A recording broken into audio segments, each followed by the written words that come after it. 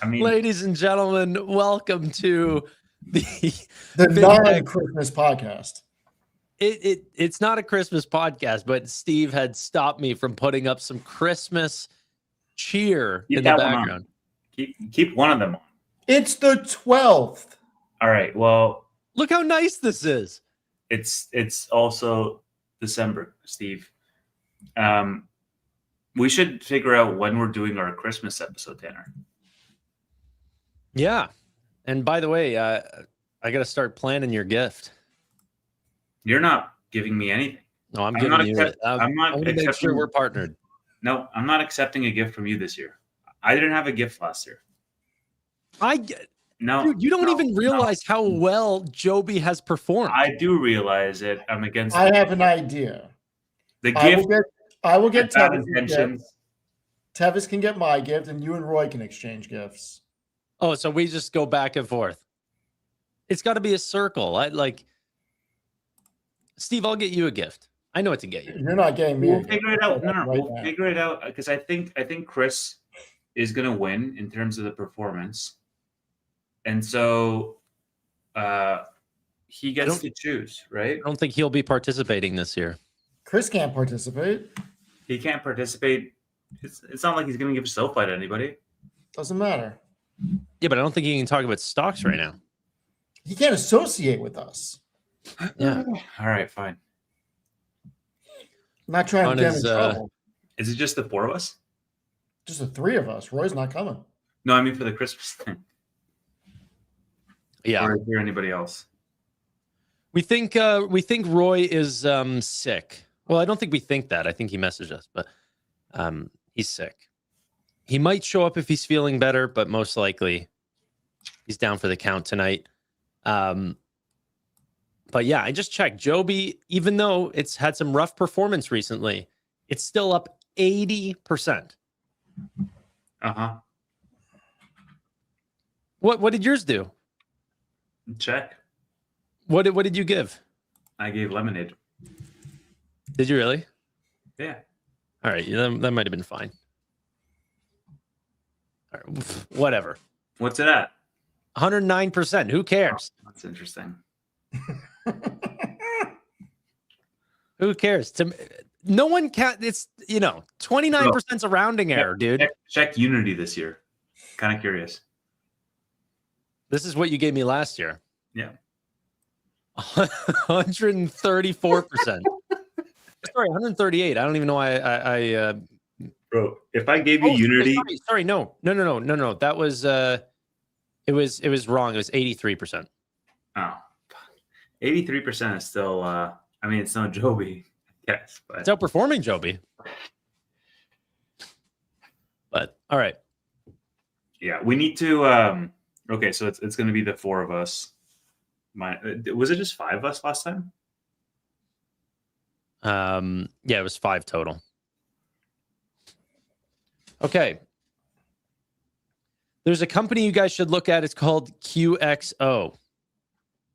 That's what he's giving us. That's what Steve is going to give somebody for Christmas. I guarantee you. I'll put a side bet on it right now. Make a prediction market. Look at his laugh, man. Look at his smile. He knows it's true. I wasn't even thinking that, but that was a good idea. Tevis, I might gift you Nebius. Who knows? I already own it, bro. I can still give it to you. Can't I have to. So I have to own it, and you can't own it. Steve owns everything. No, that's not. No. The only rule is you have to own what you are giving. That's the only rule. But like, if I get paired up with Steve, a minimum of $1,000. You can't just like buy it one share to give me however many shares. I would buy $1,000 of Joby to give it to you. So malicious, man. And I'd have $1,800 at the end of the year. I don't know. What are you complaining about? It's so out of pocket. What the fuck did I do to you, bro? We were friends. I'm making you money, dude. Okay, Steve, if I get paired up with you, immediately shift 4. That's the only company I know that you don't have that deserves to be in your portfolio. So just so you're aware, that's what's coming your way if we get paired up. Cool? I don't really have a choice in the matter. That or Chime, I guess. I could give you Chime too. This guy's a menace, man. Like me and Steve are gonna be hoping we don't get Tanner. 100%. Okay, so when do we want to do the actual show? There's how many Fridays are there before from now? We can do it next week or the week after. So we can't do it the week after because the week after is Boxing Day. Thank you, Jonathan. Appreciate you so much. I will be adding QXO to the community port. I can't add it to my personal portfolio. Well, hold on. Tevis, what did you say? It's Boxing Day? Well, correct, because today is the 12th. Next Friday is the 19th. So we should do like a Christmas episode, whatever. And then the Friday after that is the 26th, Boxing Day. And then the one after that is the 2nd of January. Yeah. I'm asking, what is Boxing Day? The 26th? Day after Christmas. But what does that mean? What? Boxing Day. What does that mean? Do you guys not have it in the US? I have no freaking clue what you're talking about. Do you guys not know what Boxing Day is? No, you just made me think that's when Jake Paul is fighting freaking Joshua, but I know it's not. It's a lot of people I think are confused. So it's like no, okay. It's a holiday that's celebrated after Christmas Day, and the idea why not just celebrate Christmas Day? Well, the idea behind it was to donate gifts to those in need, but it's become like a big like sales day. It's become like it's like a Black Friday after Christmas. Yeah, pretty much. Okay, so we can donate and still do a show. Well, it's after Christmas. We're doing a Christmas gifting. Jonathan, brother, seriously, thank you so much. 10 more people are going to be able to watch the live stream after. So the members only live stream now, which is quite interesting. Right after this, we're going to immediately start streaming. It takes us probably about 2 minutes to set up, but we'll rush into it. I think we'll be a lot faster this time. But it was very nice having the live comments in our after hours this time. All right, I'm still confused. So why can't we do a stream on the 26th? We can. Here's what I think. I think the 26th. Bro. Oh, look at that. Jonathan Price with the 60 gifted. Jeez.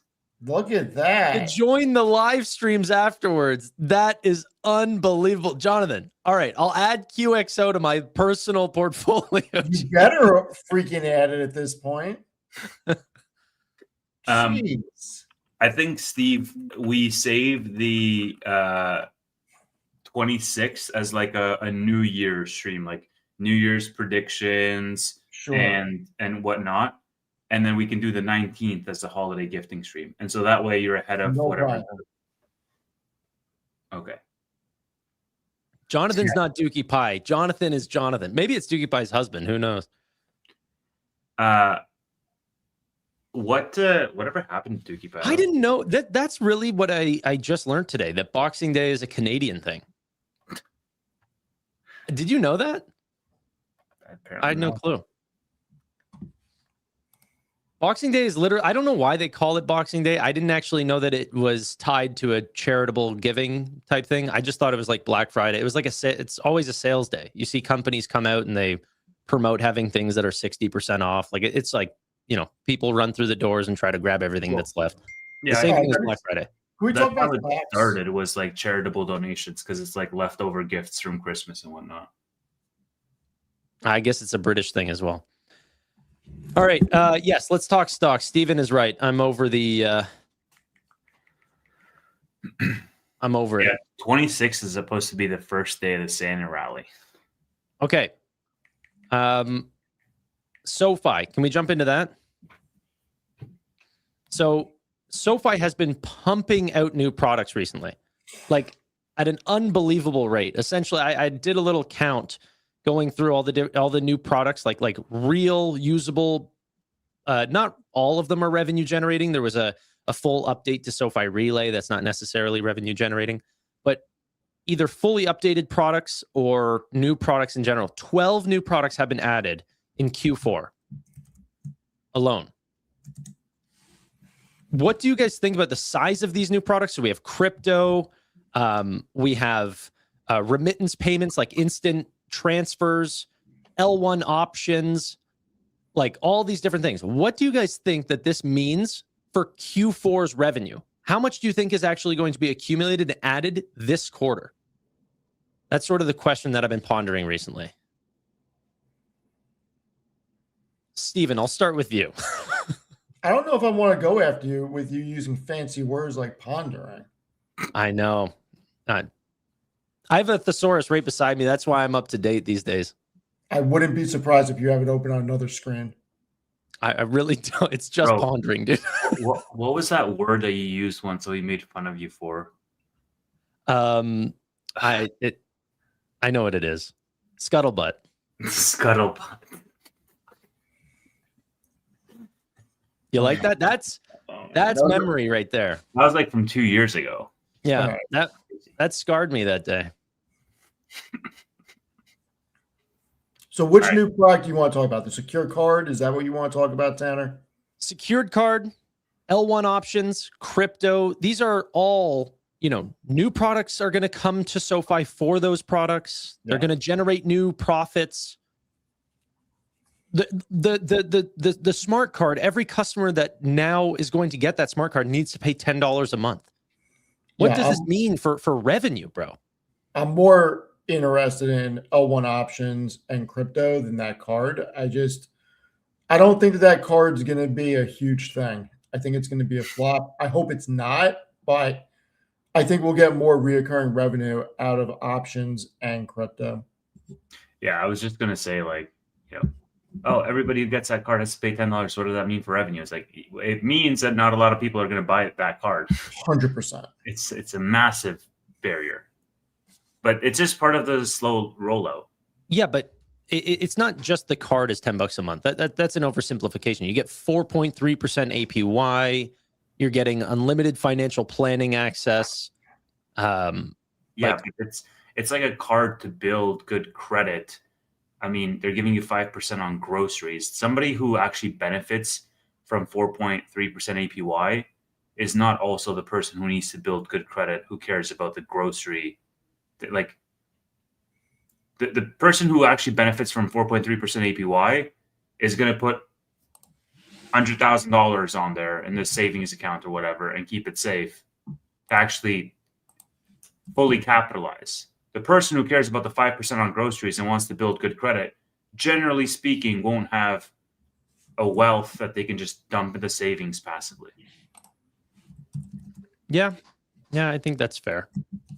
It is kind of weird that the secured card that is going after, sort of the people who are building credit. I'm just repeating what you're saying, but honestly, I do believe it.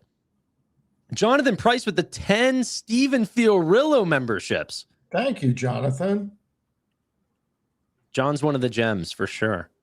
So to add on what Tevis was saying, I'm going to push back on one aspect. The 5% on groceries, depending on how big of a family you have, could be substantial. I mean, look, Hager's got 4 or 5 kids. His grocery bill's got to be huge. I mean, if you're spending $800 a month on groceries, which is not anything crazy for a family of 3 or 4, I wouldn't think. You're talking about $480 back a year. So it's substantial.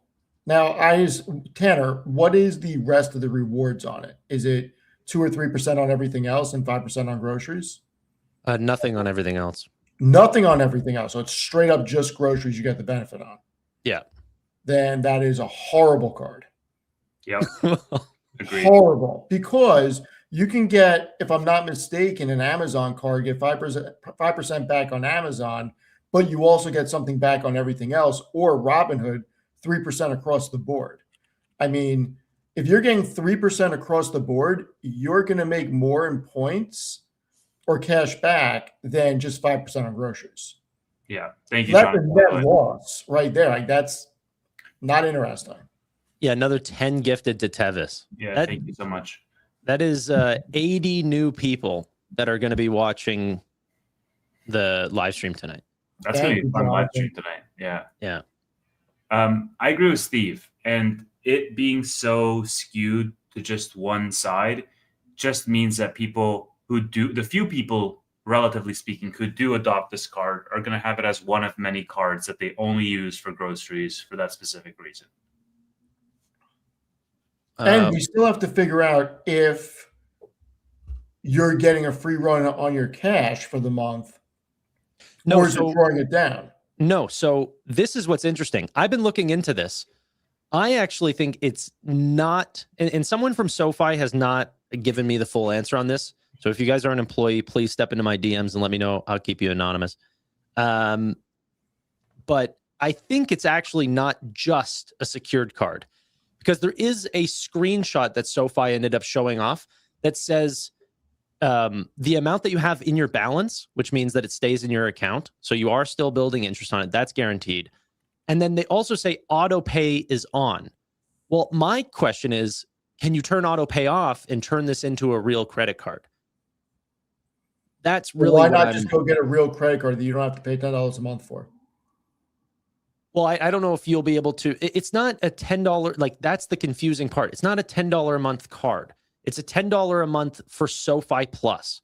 SoFi Plus is going to get you that 4.3% APY. You know, the card as well. You are a shareholder of both Hood and SoFi. I believe Tevis is a shareholder of both Hood and SoFi. If you had the choice of, I believe Robinhood Gold is $5 a month, correct? Yeah.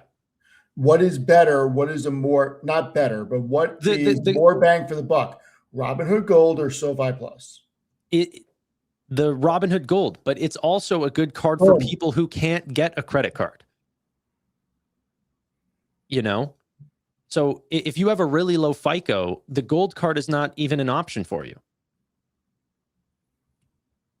But the Hood Gold card, I absolutely would choose over the, you know, grocery thing. Like, I don't even buy groceries. So how do you not buy groceries? Well, I mean, I do, like, we do buy groceries. I was just showing you, I was eating a snack before. Like, I mean, I do buy groceries. Right. Like, obviously you buy food. That's considered a grocery. I was just showing you I was eating a snack. I eat like you humans do.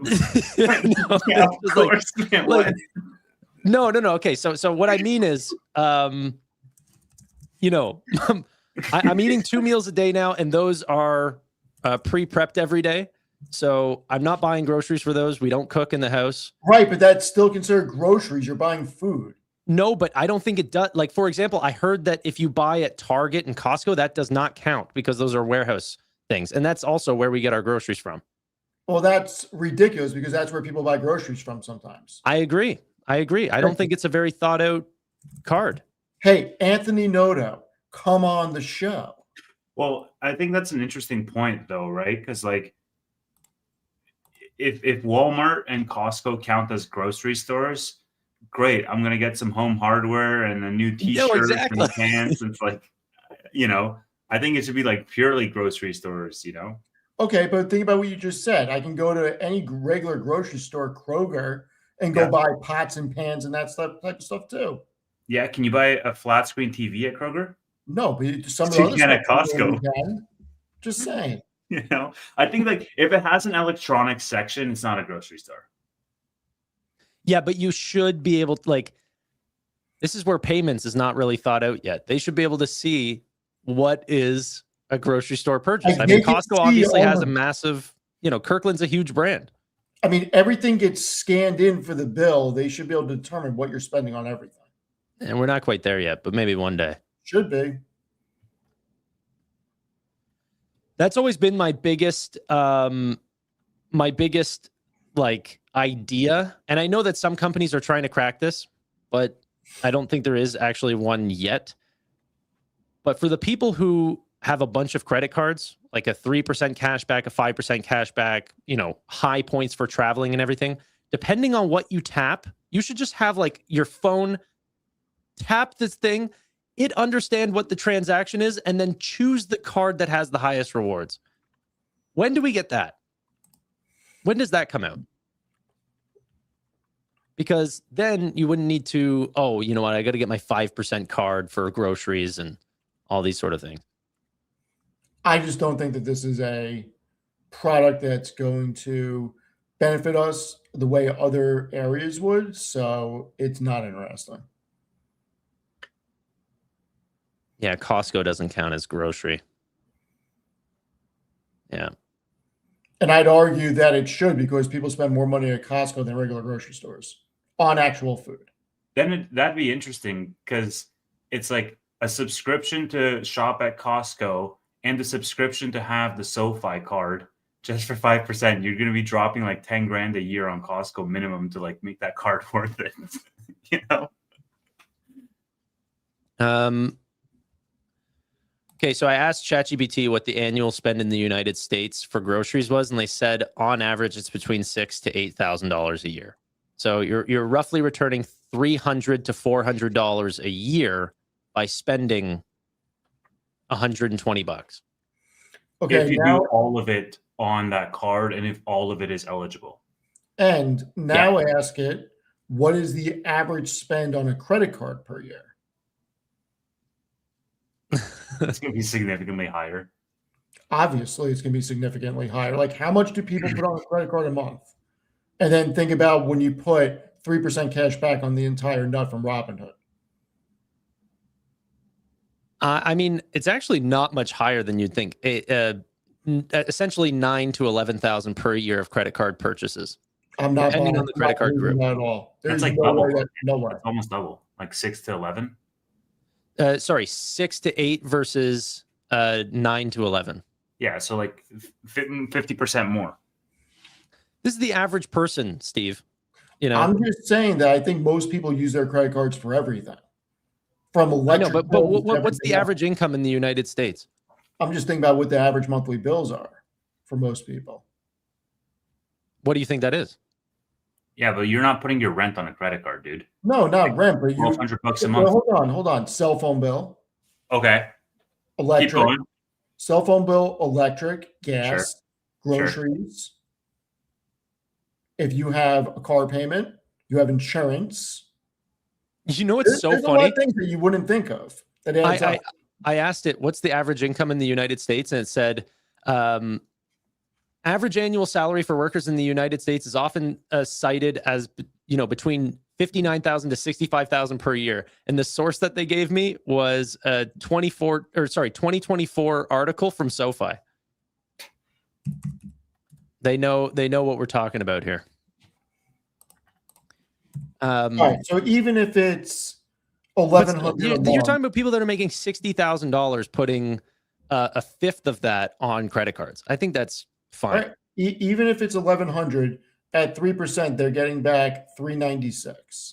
So I guess if you're spending $800, I mean that just doesn't make sense to me because $800 for groceries in a month, and then we're saying that people are only putting another $300 on a credit card. That doesn't make sense. Yeah, but that is, by the way, without adding on the benefits of everything else that comes for SoFi Plus, which now also you have to think they can ramp up those benefits if they're making $10 a month. Like, so, the new 5% cash back, you get 2% match on recurring IRA contributions and a 1% match on recurring deposits made through SoFi Invest. So those are all additional amounts. The amount of money that you're putting through, Steve, would absolutely pay that back. Plus 4.3% APY.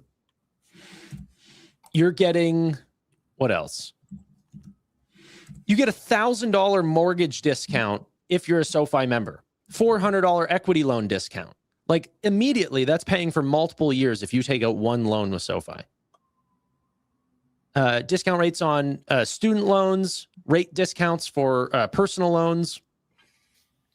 You get all these random stuff like, preferred IPO access or 40% off CNBC Plus, stuff like that. Dude, what is this target demographic, man? Like, can you please break out the user persona for me of somebody who's like, oh yeah, my biggest pain point is 5% on groceries, but I also want CNBC access and I want IPO access. Like, those are not the same person. Can we get business banking and wealth management before we get this, please? I swear to you, Tevis, I completely agree. Like they have a credit card for people who are trying to grow their credit, the Essentials card, but then they also have this card, which is a secured card, but it's for $120 a year. I don't think those two categories align. However, I've been proven wrong many times by SoFi, and I bet you they've done a lot more research than I have. And plus, I don't even know if it's 100% a secured card or if it's like a dynamic card. I don't know.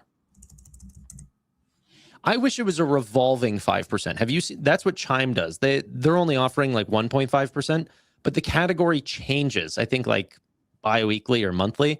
So, you know, it'll be groceries at one point, or then it'll be, you know, bills and utilities or something like this. Like the categories change over time. Gas. Can we talk about NVIDIA and AI? Sure. That was enough SoFi talk for you, eh? I just don't think there's anything to talk about with SoFi at this point. Well, okay, let's just do this. What I'll do on the side here is I'll create the live stream for the after hours, and so that way we can share the link to the audience while we're in this show. I just need a topic for the after hours to get us started. So, do we want to do? Dude, we're 30 something minutes away. Yeah, I know.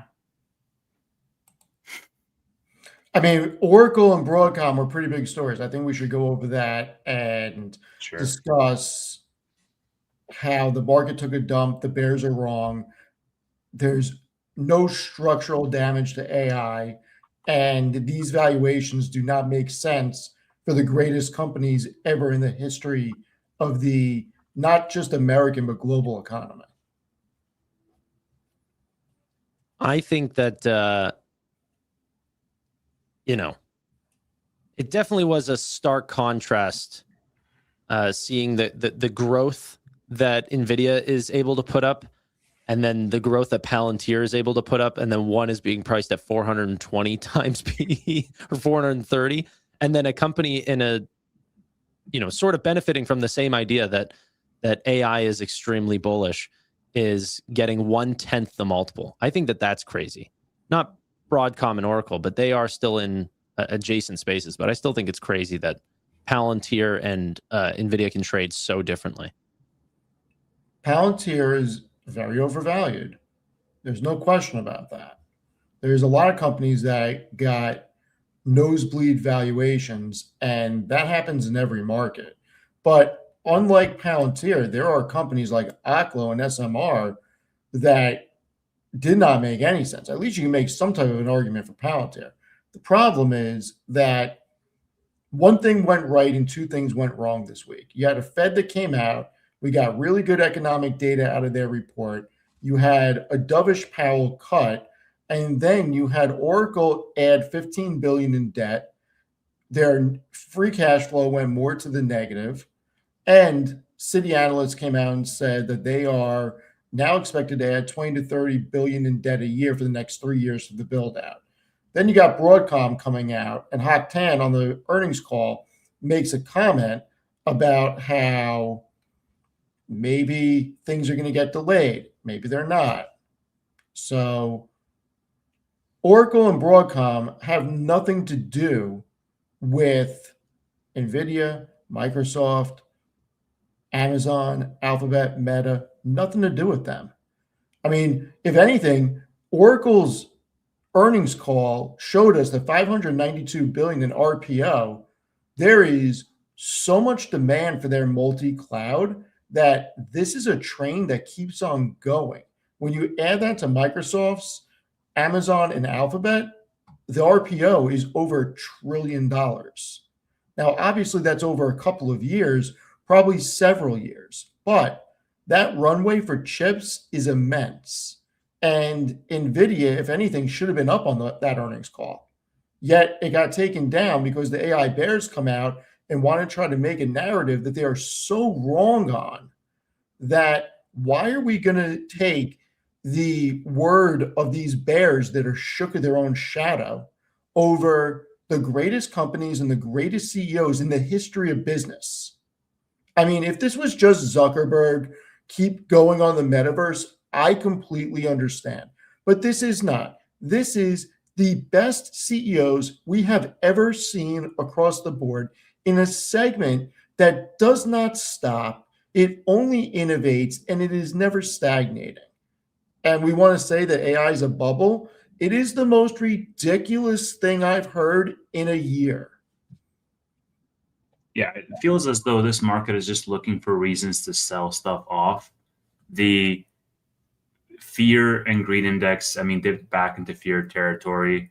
And every single week, the flimsiest excuses get big pullbacks across the board.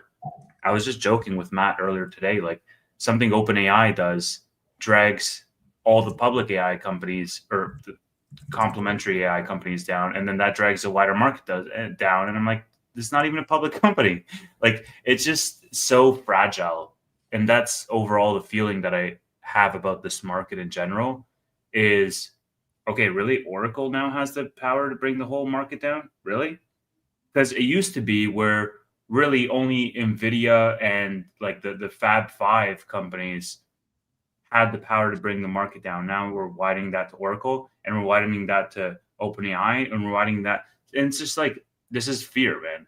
This is uncertainty around what is the future going to look like from that AI narrative. And to me, they seem holistically like buy the dip opportunities because the thesis is still intact over the long term. And so over the short term, I think it's just, we have to get through the earnings so that we can build a foundation. But I think there's still a lot of reverberations of the last pullback that we had in November, right? Like, I just feel like we're not even on steady footing right now from a market sentiment perspective.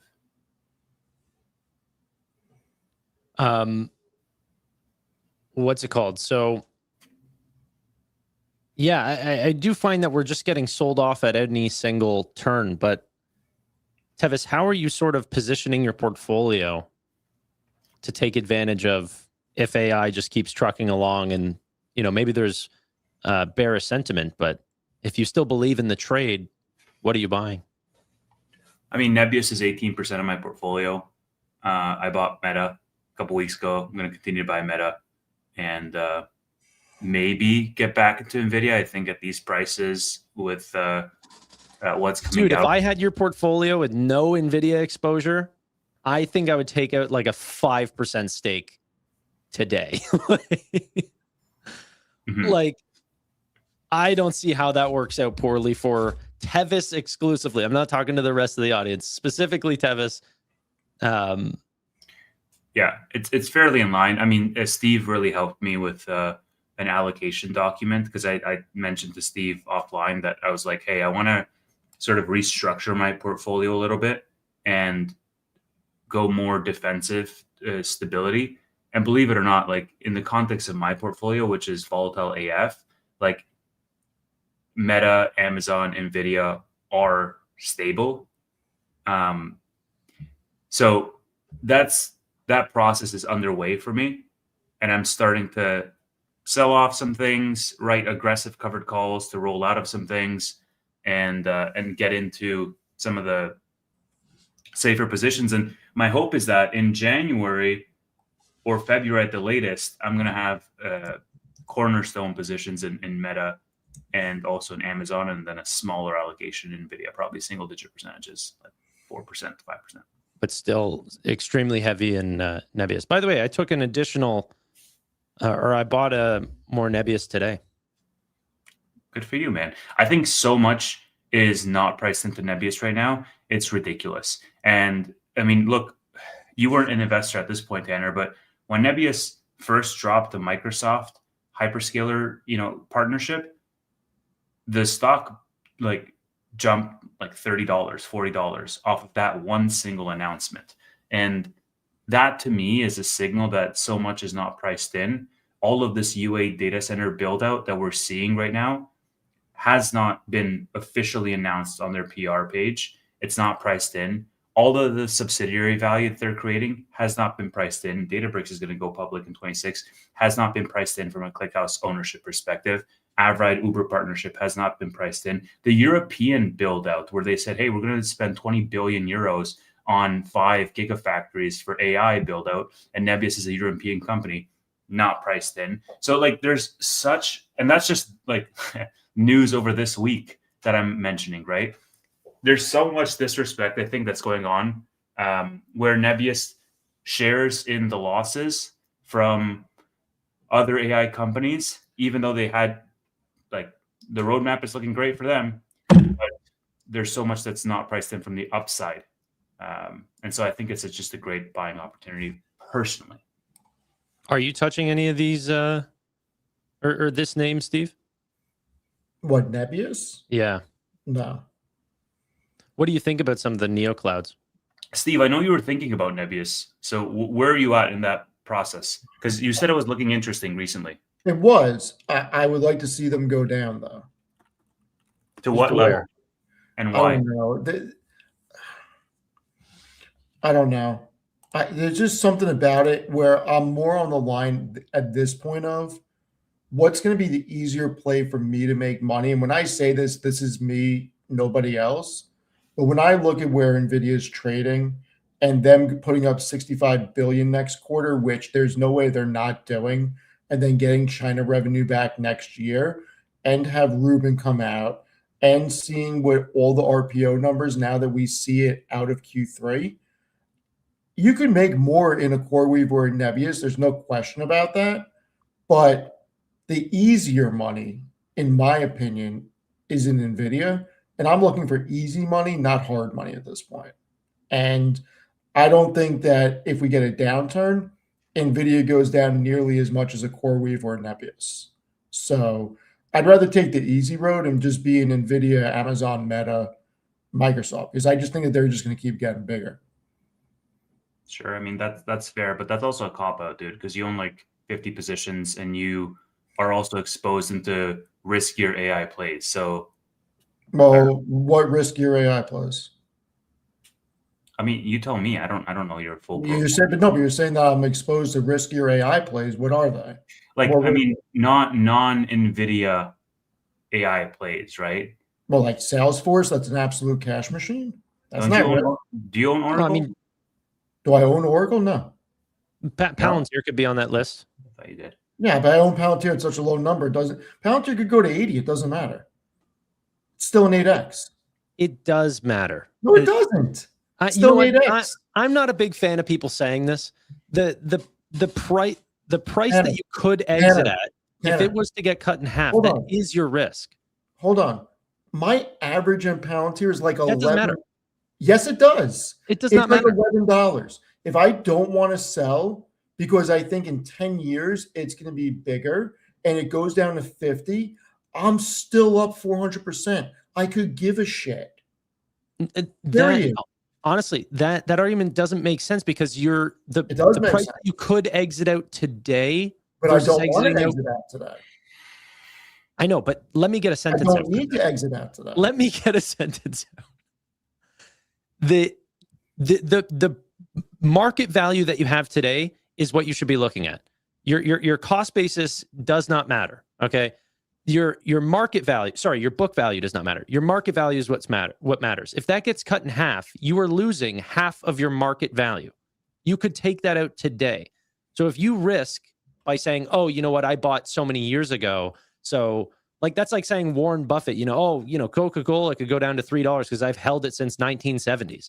No, dude, his value in Coca-Cola is what it's held to today. It cannot get cut in half. That would be devastation. At some point, Palantir is likely, with the way that the market looks like it's going to go in the future, Palantir could become $1 trillion company for no reason. I know, but dude, that's not what Tevis is saying. He's saying that is still a riskier name. It's got a 430 PE on it. So I'm not saying the valuation makes sense. This company should be at 50 or 60 bucks. I'm the first one to say that. Okay. And I've continuously said that. But that doesn't mean that after it falls, if it falls, it isn't going to go back up at some point. And I still have such a small cost basis and long-term gains at that cost basis. It doesn't make sense for me to exit if I don't have to. I think all I'm trying to say is if you're doing risk adjusted, you're looking for risk adjusted returns. You can't say, oh, well, I know I'm holding on to a risky name, but that doesn't count because I bought it years ago. So I think when you have the type of profit margin I have built in, it's not risky. So just to sort of jump in. I think what Tanner's trying to say, Steve, is like he's looking at the compound annual growth of the duration of time that you held it, and saying that, if I understand correctly, if Palantir cuts half or 70% of the value, or let's say a better example, if Coca-Cola goes back to $3 for Buffett, he doesn't make the 10,000% that he had holding it. He makes from his cost basis up to $3, and so from a or every day that you look at your portfolio, or a lot of people do year-to-date returns. Like some people just set their portfolio at a certain time. That's how you need to be playing your portfolio. So although you might have bought an even lower, if you were to say, okay, well, I could sell that and go and buy something that is like Nebius, for example, that doesn't restart your risk. You're now potentially lowering your risk if you think that Nebius is a better play than Palantir. And I'm not saying it is, but just because you bought Palantir earlier doesn't make it less risky than Nebius. So at the price I'm in at it, doesn't matter where it goes. There's an opportunity cost. So, sure, Steve, I'm with you. I agree. I think what Tanner's trying to say is that if you didn't own Palantir and if you didn't own Nebius and if you just had the straight cash, I'd probably buy Nebius right here. That's what he's trying to say. You should look at all your positions, even if you hold them. No, because if I sell, I have to pay massive taxes. It's not worth it. You're not looking at it from how much my tax bill is going to be that leaves the account, when I can use my shares of Palantir for other things. There's other things that I don't want to say on this that I can use my shares for Palantir for, if you catch my drift. That's fair. And it's not just about what you're looking at it, and I promise you, you're wrong for several reasons that I will say in the after hours. Anyways, all I'm saying is that Nebius at this price is a good. It's interesting reward for me. You can't say it's interesting and then say, I'm not buying it because of valuation, and then not have a price at which you would buy it, even though it's like ridiculously undervalued. But the problem for me with Nebius is that they're not expected to generate any profitability until 2031. Now, that has nothing to do. Yeah, by the way, I don't think that's true at all. But I don't think that's true. I'm just saying what the analysts are saying. That's the consensus. Ooh, what analysts, Steve? Like, how can you still trust these analysts on the high beta names that they've been proven time and again to be drastically wrong on? If you were still trusting analysts on Sofi, you'd still think it's going to go to like $15 by now. Like, I will trust an analyst on Microsoft, and I'll trust an analyst on JP Morgan, and I'll trust an analyst on freaking Verizon or Coca-Cola. I will not trust an analyst on CoreWeave or Nebius or any of these names, because like the amount of growth that is built in and the amount of trust, execution-based trust that you have to have in management is something that the analysts don't index on at all in their numbers. So it's all about the forward growth rate. And right now, I don't know. He's about to pull up the analyst number. They've raised every single quarter, Steve, and so they raised their projections to 7 to 9 billion ARR for 26, and they said over half of the year is already booked for them. And then on the other hand, they're now building all of these facilities, and management has said, we're not going to build if we don't have agreements on the other side of it. And so you have to ask yourself, okay, what agreements do they have that they're building for that they haven't announced yet? So like there's so much, man, in terms of, this is a $22 billion company. If you just look at their subsidiaries alone will be there's not like, what is it? Avride raised $375 million. Okay, that doesn't sound like a lot, but they just partnered with Uber. And they're actually doing real robotaxis. Why do you like Nebius over CoreWeave? I just like the vertical, like I like the full stack that they have for their business model. And I also like the exposure to the other verticals that they have through their subsidiaries. So those are two big reasons why I think Nebius is building a full end-to-end platform with Token Factory, with all of their offerings.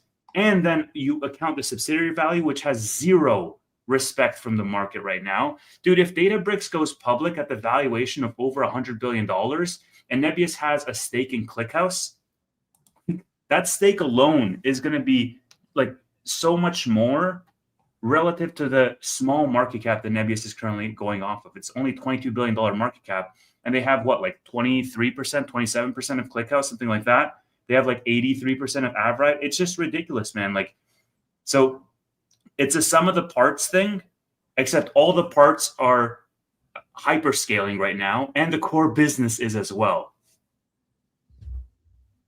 Another thing I would, say like about their profitability.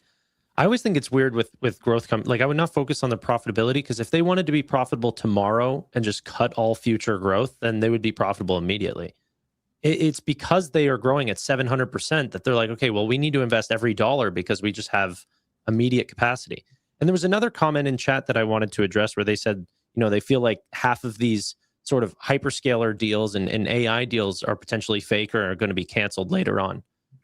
I think Nebius is actually showing like the opposite of that. Like the $3 billion deal with Meta, they were like, the only reason why it was that small is because we just weren't confident that we could even offer them the capacity. So they're being like super conservative, and their depreciation's really conservative, and like just every part about them, I've just appreciated.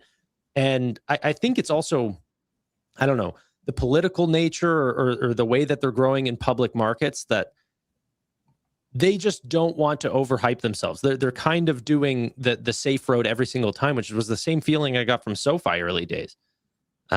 So yeah, I like Nebius here. And by the way, internal memos said that they're going to try to grow another 700% in 2026. It's good. Like I saw a recent interview with Mark. But how do you even compound that in your head? Like that is, you can't, and especially now. Imagine now. So how do you compound that as Tanner, and then how do you compound that as a 57-year-old analyst who AI first came about when he was already in his 50s? Like they're just it's crazy to me, man. Like people just don't understand the expansion that this business is going to have, the multiple expansion. I was listening to an interview with Mark Boroditsky, their CRO, and he was like, our biggest thing right now is how do we say no to all of these people that want to do business with us in such a way where they'll want to do business with us a year from now or 2 years from now, because we just physically cannot fulfill all of that demand that we have. Steven, I also just saw this comment. CoreWeave's numbers look way better than Nebius's right now. Yeah, CoreWeave's debt looks way worse, though.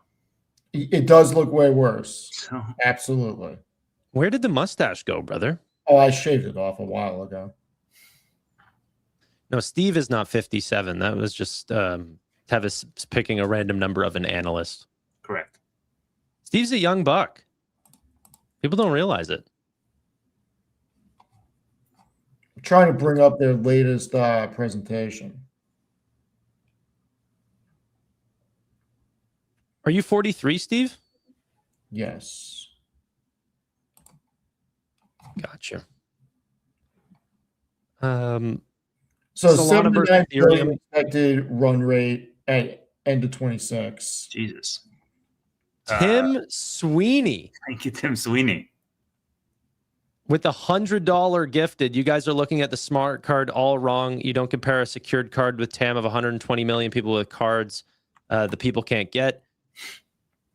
It's pay off an ecosystem, not a premium card, which should come later. Tim, if you want to come on and explain that, just in case I got that right, let me send you the link. Yeah, send him a link if he wants to come on. And thank you, Tim. It's very generous. Guy is He's the best. loaded in SoFi shares, and he doesn't want you to disparage this name. And we do get many things wrong. Okay, I sent Tim a link. Let's see if he can jump on.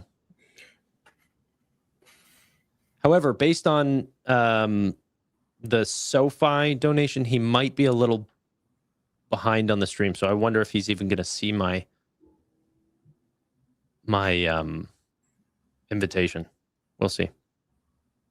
I think you need to let me rephrase. I would love for you to do some more homework on Nebius, Steve, because I want to be in this name with you, man.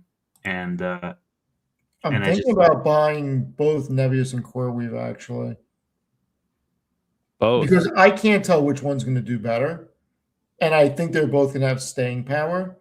Mhm.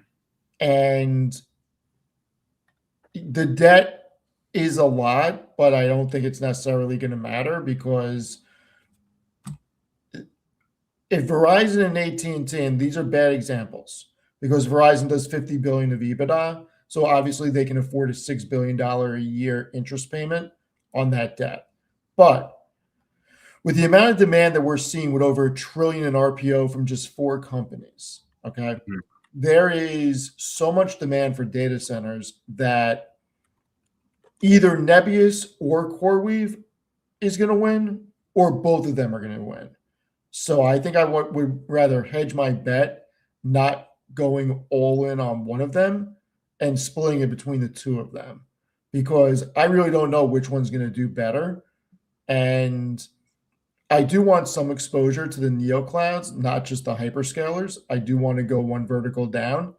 And it's been really hard to differentiate which one has more potential. And I think the fact that CoreWeave is going to be profitable quicker, for me, I like that. Yeah. What I'll say on CoreWeave is, like, they have a lot of customer concentration. They're basically like a massive integrator. I like the fact that Nebius has the full stack advantage. I mean, they build their own cloud infrastructure from the ground up. They have their proprietary, racks. They have the software layer for handling the AI workloads. Oh, Tevis, just stop. I know why you like Nebius. I just looked at the option chain. Well, like, CoreWeave is going to have it too, man. Holy shit. They're incredibly high beta. Jonathan Price said, Steve, I'm 7% in Nebius and 15% in CoreWeave in my portfolio, because I was thinking the same thing. I will be trimming some of the others to get more Nebius. Yeah, look, I think they're both going to do good. And when you look at what we heard in Q3 from all these companies, AI is absolutely real. It's just going to get bigger, and we can't get enough support from a data center perspective. It's hard for me to pick a winner. That's why I own a bunch of things that are adjacent to each other. Because is there room for Microsoft, Alphabet, and Amazon to win? Of course. So there's probably room for CoreWeave and Nebius to win. I don't think it's going to be a one company takes all. And I think instead of me trying to pin it down and figure out which one to buy, I should just buy both. Because even if these are volatile, I can just get more shares in the future at a cheaper price. So just before we wrap up, we are being joined by the great and powerful Timothy Sweeney, who's going to give us his opinions on SoFi Smart Card. Tim, thank you so much for joining us. What's going on? Hey, you guys are killing me, really. Did you donate $100 to get that point across? You know what? I almost donated 1,000, but I didn't think that if one of you guys would have got this, I would have donated 1,000. But that's this card is a great card for people who can't get a credit card and are using a debit card, like poor people, of which none of you seem like you've ever been poor, because poor people get it. Right? And my DMs, people go, oh my God, I'm going to love to do it. And everybody else looks at it and goes, well, it's not a card I get. Well, yeah, it's not going to be your primary card, but there's 120 million people. Now, this goes against SoFi's high earner things, but it's part of an ecosystem where it can teach people how to learn to use the card by having the dynamic funding, and they get 5% off groceries. I'll give you a couple examples. My son's disabled. I am a Social Security payee representative. It's hard for me to keep track of his spending, other things. It's good to have this kind of card because all he buys is groceries with his money, because you got to report that to the Social Security and they like to see what you're doing. And I can track that with Relay. My brother doesn't have a lot of money. Maybe say he has 100 grand. He throws 100 grand in his savings. He gets the extra boost. The extra boost pays for the card. He's not going to invest the money. He has credit cards and he gets a 0% credit card, but he buys groceries and he has that. That's a good card for him. It would be a good card for anybody else if they just want to get the 5% on groceries. Is there a better card for groceries? Yeah, there's a better card for groceries. But part of me is there's some people who will just use it for groceries at 5%. Because you get an American Express card that has 6% on groceries and you pay a $100 fee, but maybe you can't get that card. And so it's unfair to compare it with, say, okay, Hood's card gives me 3%. Yeah, okay. Somebody who can't get a credit card is going to get in line for after the other million people in a Hood card and get a Hood card. This is part of an ecosystem. Now, did they communicate it correctly? I don't think they communicated it right. I think the rollouts could be communicated a little bit better. They could have had a chart. And what they did is the only thing they really did for the people who are getting direct deposit is you take away the access to IPOs and the 10% on the 2% credit card. But eventually you're going to have a premium card. They have to have a premium card. That premium card could be tied to your invest account, which would make it secure. It also would make any loan you got with them secured by that a tax deductible investment interest. Plus, the way they set their margin rates, even then they said they lowered them, they're still not competitive. So to get a competitive margin rate, you issue a premium card where if you sign up for the premium card, you get 1.5% off all those margin rates. And there's a lot of things they could do by structuring that fee so it goes down with the amount of your assets that you have in invest. So then if you only have the 2% card, you go, I'm going to pay for this other card, put most of my assets there, and then I get the fee kind of waived. Plus, you'll get the 1% and 2% or maybe a boost on those as a premium card. Now, if you look at it like, oh, this is their premium card offering, or the premium card offering is a 2%, I agree. It kind of looks stupid. But I don't think that's the way they go. Like they said, they're going to be conservative in rolling out credit cards. Because if you get a premium card like Robinhood's card and you have 3%, you get somebody like me who charges $8,000 or $10,000 a month on your credit cards, and you're giving 3%. That's a $3,000 or $4,000 you're giving the card holder every year, maybe a couple thousand over any kind of interchange you're going to get, and that's going to be terrible for you. And that's why you hold off. And if you look at Robinhood, I'll bet they look through the people they get. Certain people that they like, they'll give the card to, but the other people, they'll just, you don't know what their underwriting is, but maybe they're just looking at the amount of assets they put on the platform. That's a good idea. That's the idea I suggested for Robinhood like 2 years ago. I said, you got to do this card. You got to look at the assets of the platform. So I think you guys are looking at it all wrong by comparing it to other cards, because that market is huge. So Tim, I don't think that the gold credit card would be my comparison, but there are other secured cards that don't cost $10 a month. Right. And those are the ones that I think are worth comparing. That the quote unquote poor people, it would be a hard stretch for them to get back into these, like the whole reason why they broke up with the big banks were to escape the fees.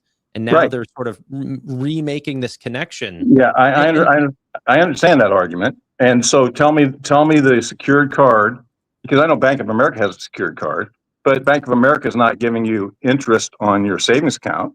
And if you teach these people the right way to use this, nobody. I have a shit ton of money. I don't have anything in my SoFi checking account. When I want to write a check or pay out of the checking account, I take it out of savings. All my money is transferred savings account. You can transfer it in an instant.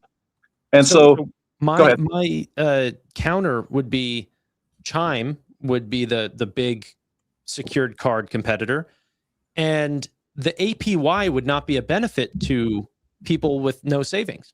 They're living paycheck to paycheck anyway. Yeah, that's true, but a lot of times they do have savings, right? They might have 1,000 that they keep for a rainy day, or 2,000 for a rainy day, and you're not getting any interest on that. And does Chime give you free checks?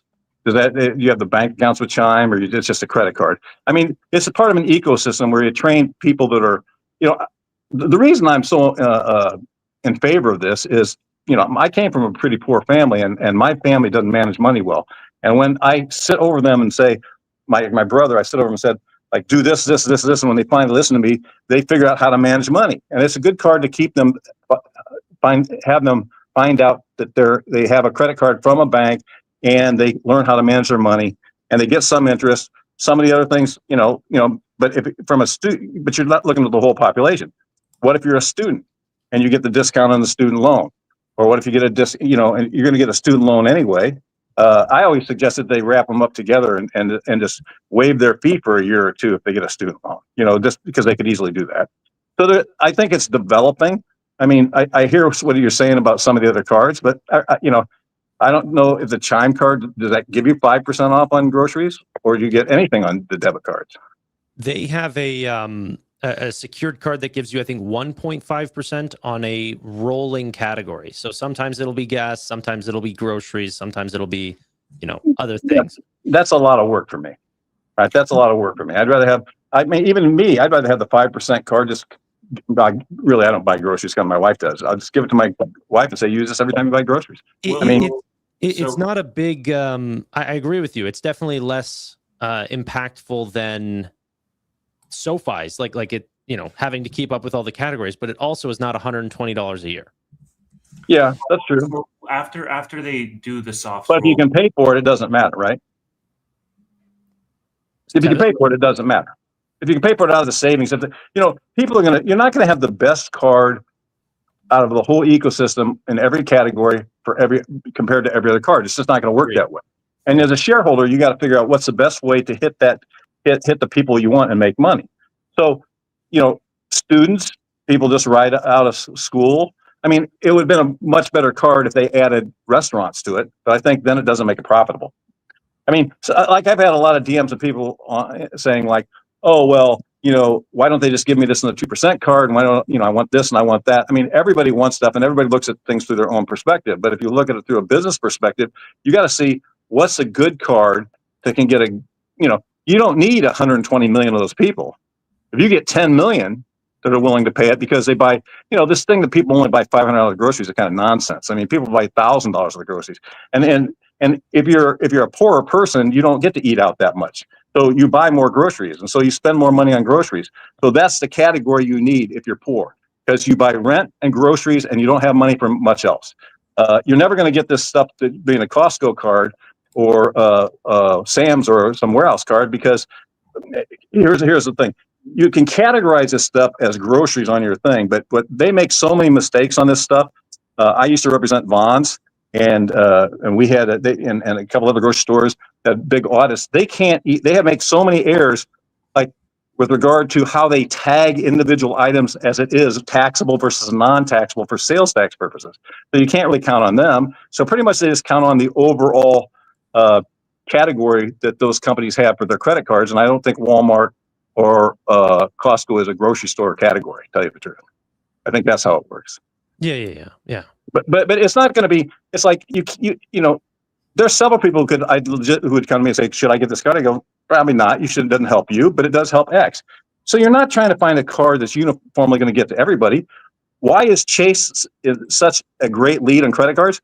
Because they offer so many alternatives to people who will use them, and so that's why they have so many cards.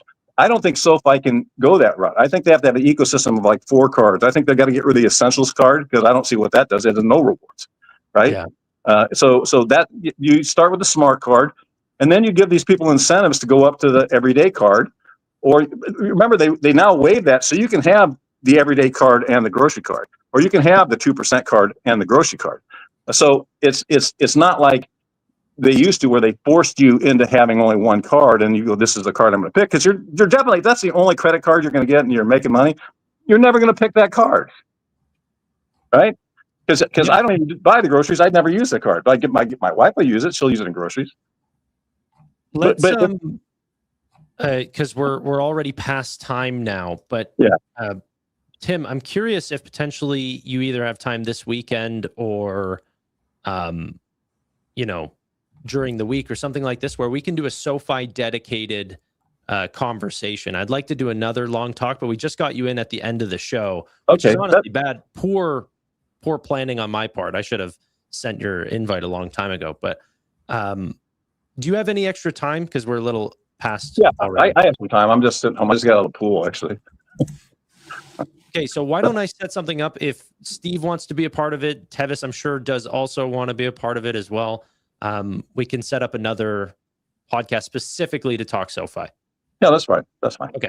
I mean, that's the only thing I had to say, really. So, but if you want to set it up, I'll there's been a lot of new updates, and I want to pick your brain on all the different things, crypto and everything. So, but let's jump into the after hour show. Steve, Tevis, do you guys have any last words before we jump over? No, thank you, Tim, for being here. No, I don't know how you guys split that money up, but yeah, Tevis. Yeah. Well, that'd require Tanner actually coming to Toronto, Tim. for me to actually buy him dinner or drinks or anything in between. No, I have e-transfer. It's all good. Oh, Hey, if you had Sofi, you could transfer it instantly. It's true. Well, tell them to come to Canada. You might have better connections than me. All right, guys. Thanks, Tim. Thanks, All right. man. Thanks, Steve. Travis, bye. Ladies and gentlemen, that's been us on the FinTech Frenzy. I think we're going to be continuing a lot of the AI talk, and BM&R especially is another one that I wanted to touch on. So if you guys are a member, have been lucky enough to catch one from Jonathan, or if you want to join, you can hit the join button down below. But bye for now.